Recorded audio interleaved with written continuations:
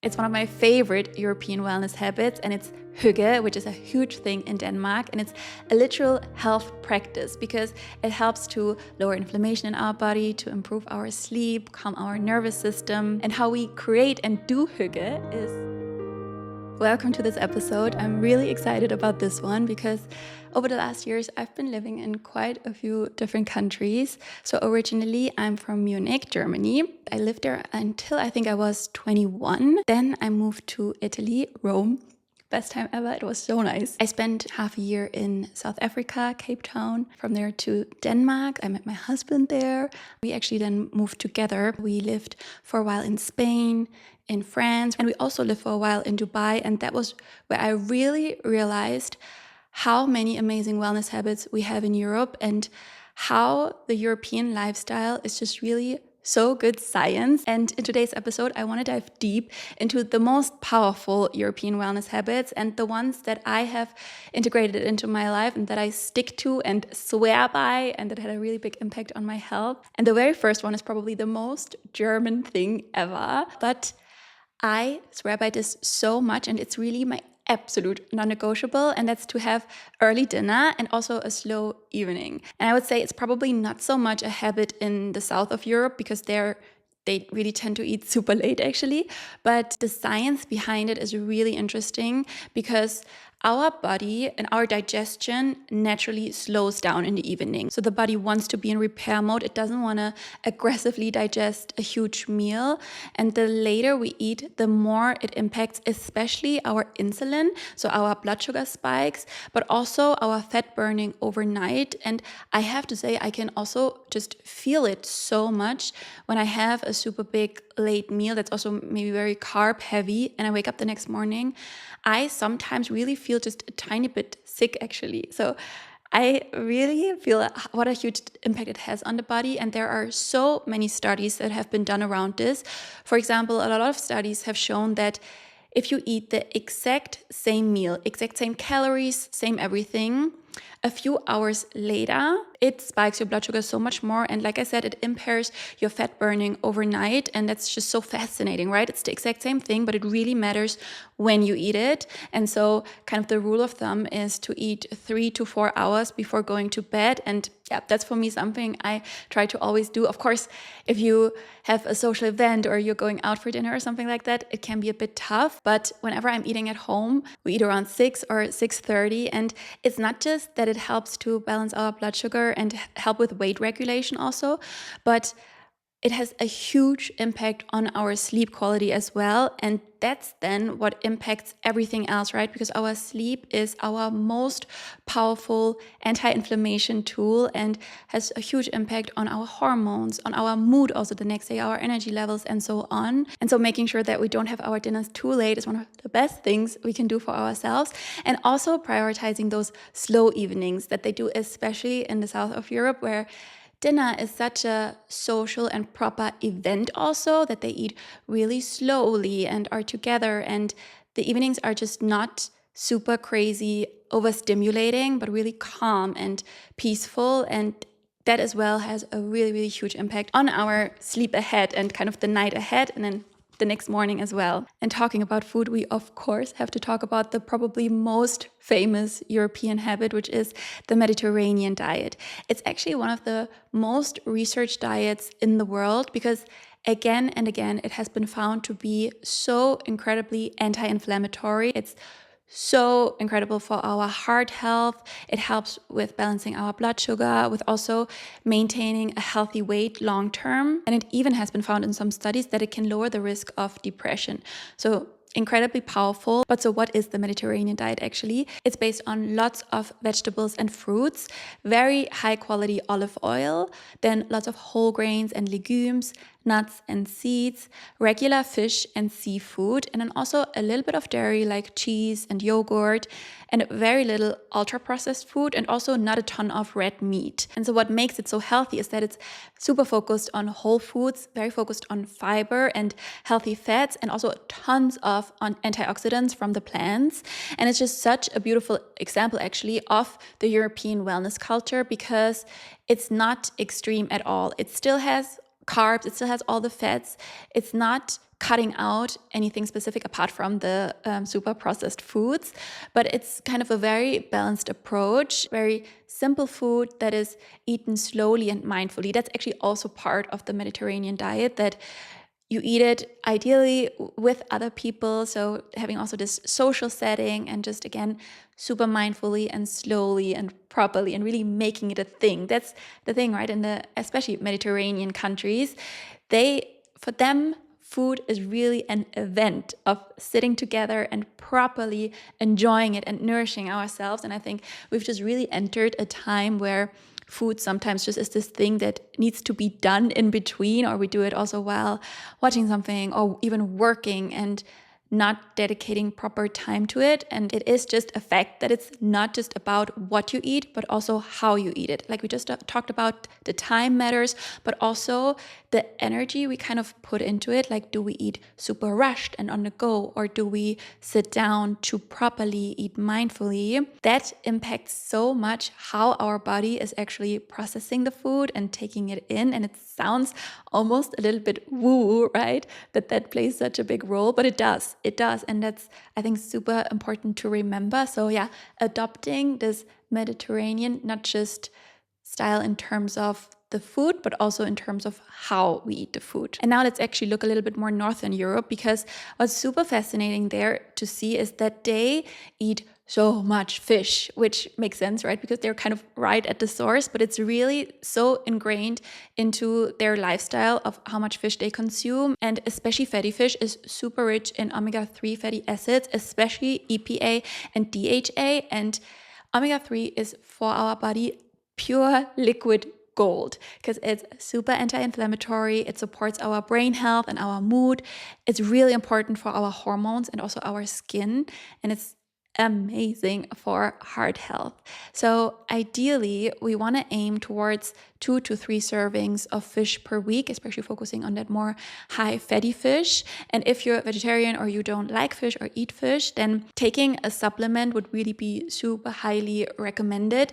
Trying to make sure you find a good one. So there I would really invest and go for quality, because it really does matter, especially with fish, like where it's sourced from, making sure there's no heavy metals in it, that it really has all these quality standards, so we get all of them into our body. And one thing that's super interesting, I learned that in my health coach training, and it blew my mind because I had never heard about it before, is how critical the ratio between omega-3 and omega-6 is in our body. Because if we eat too much omega-6, and especially compared to our omega-3, our omega-6 is really high, it increases the inflammation in our body, and it's actually really bad for our health. And unfortunately, in today's diet, and especially in the more Western diet, it's quite easy to have too much omega-6 and too little omega-3, because it's especially in things like seed oils, which are used so much, especially in processed foods.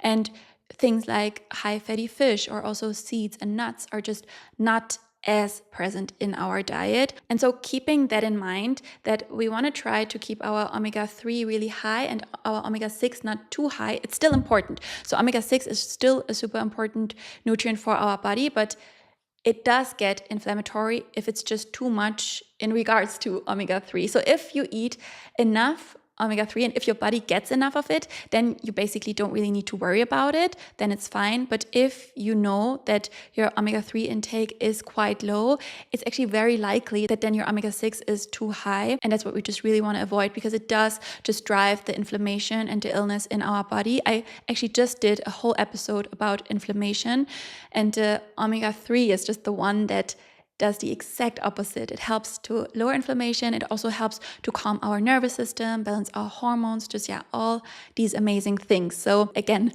prioritize our omega-3 intake. Another habit that's probably one of the most European things ever is walking. I would say it's definitely in so many countries such a lifestyle thing, that it's not something you do to kind of reach your 10K steps on your Apple Watch or something like that, but no, it's really fully ingrained into your lifestyle and such a natural thing to do. And it was definitely the number one thing that annoyed me the most about living in Dubai, that you cannot really walk anywhere. You would always drive everywhere. And in so many ways, I hated that so much. From a health perspective, walking is so nice because it massively increases our NEAT, N-E-A-T, which means non-exercise activity thermogenesis. So basically means all the calories that we burn just from existing and moving throughout the day. And it also really helps to regulate our blood sugar, support lymphatic drainage, and it literally changes our brain chemistry because walking increases blood flow to our brain.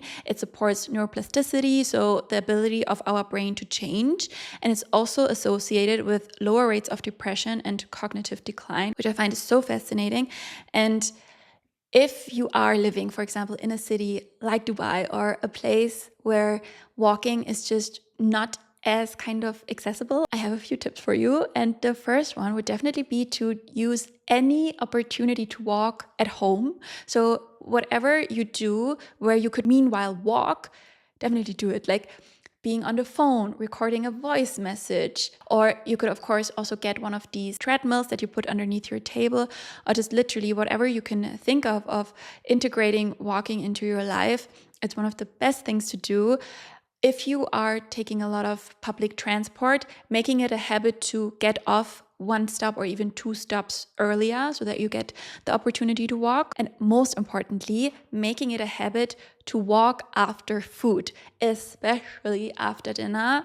Such a powerful thing to do. So good for our health to move. And it doesn't necessarily have to be walking, but I just find walking is kind of like so easy, especially also to get outside, maybe getting some fresh air as well, depending on where you live. But literally any kind of movement after eating is super beneficial. It's actually a really strong habit, again, in the Mediterranean countries, that the people there tend to do evening walks after food, also oftentimes as a social thing where they walk together.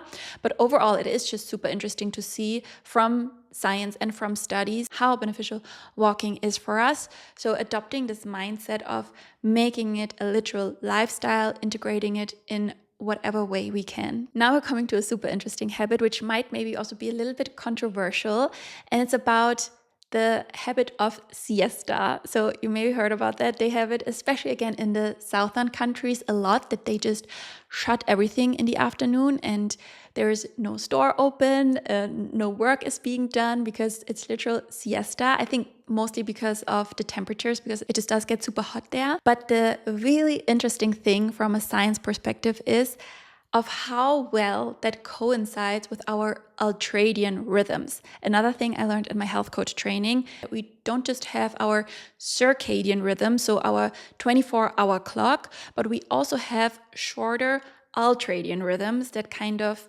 define our day. So it's 90 to 120 minutes of really high energy and then 20 minutes of a bit lower energy, which is also why you maybe heard about this, that we cannot concentrate for longer than 90 minutes, because that's just literally when our energy starts to drop and where we do need a break. And that's something I think, especially in today's life, in today's kind of standard, that we have this mentality of always pushing through no matter what. You're tired, just have a coffee, just have something sweet, you push through, you don't take a break. And that it's also seen kind of like as something super lazy.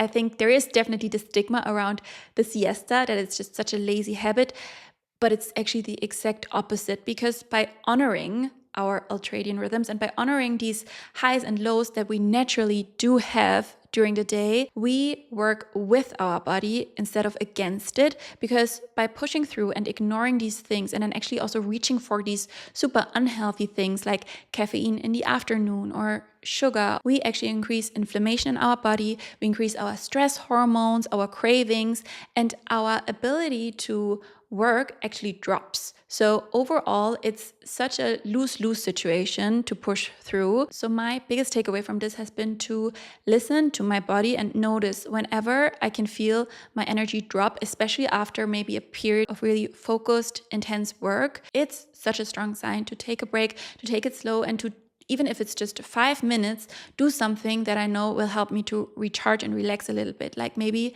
making a tea or going outside for a moment, which is, by the way, also something so many people do who are smokers, right? That especially in workplaces, they go outside a few minutes and have their cigarette. And it's so interesting how people who don't smoke don't really do that, right? And how it's seen as something super normal to do for people who do smoke and not so normal for people who don't. Like, it makes no sense somehow. And such a shame, actually, because it is such a good thing. And it's, by the way, also one of the reasons why smoking is so relaxing for people, because you consciously take a break where you focus just on your breathing and where you actually are taking deep breaths, where you're really filling your lungs, unfortunately, with something super toxic and unhealthy, but it still does have a really, really relaxing effect on the body. So one of the best things we can do is taking 5 minutes of going outside and just taking super deep breaths of clean, fresh air. It's so amazing to restore our energy. Or also, if you're maybe working at home, you can take 10 minutes of lying down, maybe closing your eyes, maybe doing a session of yoga nidra or NSDR, which is the non-sleep deep rest, or literally just doing whatever it is that brings you calmness and peace. Ideally not like reaching for our phone and scrolling on TikTok and Instagram. We feel like that's what relaxes us and what calms us down, but it actually really overstimulates our brain so much, and it doesn't contribute to relaxation or to calming our nervous system, kind of quite the opposite. So we want to find ways of kind of these mini siestas that we build for ourselves and that we prioritize. And again, I know it can be for sure super tricky to do this in a work setting where you maybe have also a specific schedule or meetings, or where you just cannot that easily take a break. And so, of course, depending on your situation, figuring out the best way, or just any kind of way of how you can maybe work with your body instead of against your body. And this is a little bit related to habit number 6, which is something that is a huge topic in Emily in Paris, if you've watched it, where it gets very clear how protective the French are over their weekends, their holidays, also parties. It's not allowed to do anything related to work. And I think it's really such an amazing wellness habit to really be super strict about when do you work, when are you available for work also, and when is it your free time, and being super protective over that. And it reminds me so much of one of my previous jobs at an advertisement agency, where, wow, the work mentality there was really, really crazy. For very little salary, by the way. Like, you were earning nothing, but you were expected to work so crazy much, to work overtime, to be super available, especially also on the weekends. And now looking back, I'm really like crazy that I did that. I definitely want to say I was able to learn crazy much from that time, and I'm really glad I did it. And I had the best colleagues, and I did have a really, really good time. But the amount of work was really crazy, and you were just also being completely exploited. And now I would just really never do this anymore, especially because of the impact it has on our health, of, I think, just in general, being always available, which is also something that has become almost unavoidable with our phones, that you are just expected to always be there, kind of like, and always be available and reachable.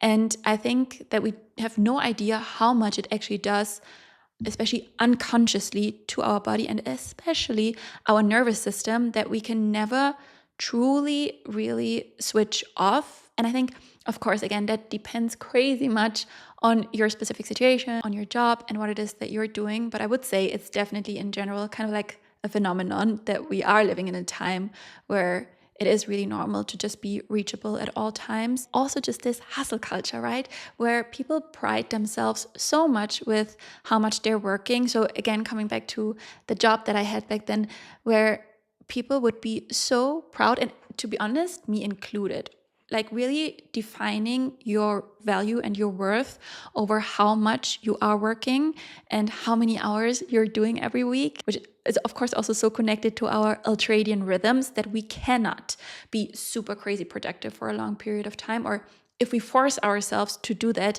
it does impact our health very negatively. And that's definitely something I've been trying to completely free myself from, this approach to seeing your amount of work as your value and how much worth you are, and also how ambitious you are or how much you can achieve, because it has nothing to do with that. It is just this mindset that's a little bit ingrained into our society. But something I, for example, started doing is to turn my phone into airplane mode, where I want to really have downtime for myself, because it just does also pull you out completely from whatever you're doing if you then do get a call or a message. And so just trying to train myself to not be accessible at all times and not be available. Something I have to say I'm definitely struggling with is to protect my weekends, or to really have off days and dedicate those days to be super off. And it's actually both my husband and I, we are so bad at this, especially while I did the research for this episode and where I was reading all about just how important it is for our health and our nervous system to have downtime and to really separate work from life. I've become very dedicated for us to work on that. But I have to say, it's just really challenging when your work is so much about your life also, because obviously with YouTube especially, where I film my daily life, it then just overlaps so crazy much. And same thing for my husband, who's having his own company where he has just so much responsibility and where it's just also basically it is his life. And so for us, both of us, it's definitely something, oh my God, yeah, we really do have to work on that. It also just shows how you're not able to really set boundaries and prioritize your health and your well-being. So to me, yeah, that's definitely a super huge reminder that I want to get better at that and definitely create these boundaries for myself. Coming to my favorite European wellness habit, which is also the last one, and it's hygge, which I'm sure you heard of. It's a very popular thing in Denmark. I feel like they say it all the time, like either, oh, this is so hygge, or it's also a verb to like say it to someone as a thing to do, kind of like hygge, yeah, means like, yeah, you go hygge. And the funny thing is that there is no real translation for it. So in no language is there kind of like a proper way of saying what hygge actually means. But if you kind of had to describe it, I think what gets the closest is that hygge is a feeling of cozy, safe togetherness. So being cuddled up on the couch with a super good book, or sitting with your friends playing a board game while it's raining outside and you're having tea and a blanket, and just, yeah, this coziness while feeling really safe, either with yourself or with the people around you. And also being fully present, fully present, fully in the moment. And why it's so amazing is because from a science perspective, hygge is basically nervous system medicine. So for example, one element is soft lighting and calm sounds, which decreases the sensory overload on our system, or the warm drinks, blankets, soft textures, so physical cues of safety, or also the element of being with people that you trust and that you love.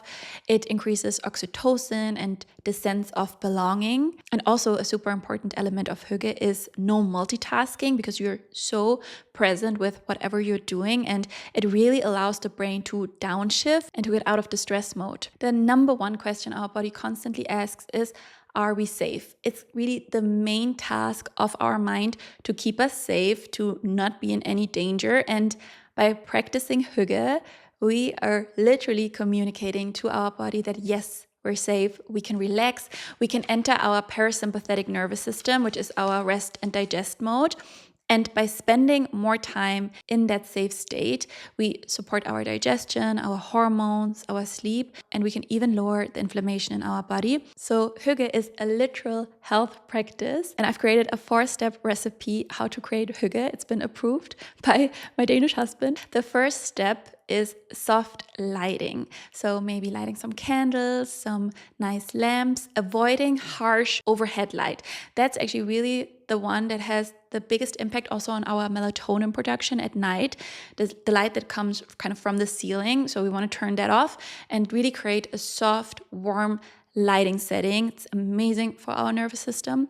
Step 2 is to create warmth and texture, for example, with cozy blankets, socks, maybe putting on a super cozy jumper as soon as you get home, having a warm drink like a good tea. Step number 3 is simplicity. So keeping it super simple food, no pressure to perform or to be productive. So really kind of back to the basics. And then step 4 is to be present right here, right now, in the moment, either with yourself, if you are, for example, reading a good book or doing, for example, any kind of hobby like drawing or painting, or with the people around you, people that you trust and that you love and that you feel safe with. And I think the most important rule is to not have your phone. So no phone is allowed, but being really in the moment.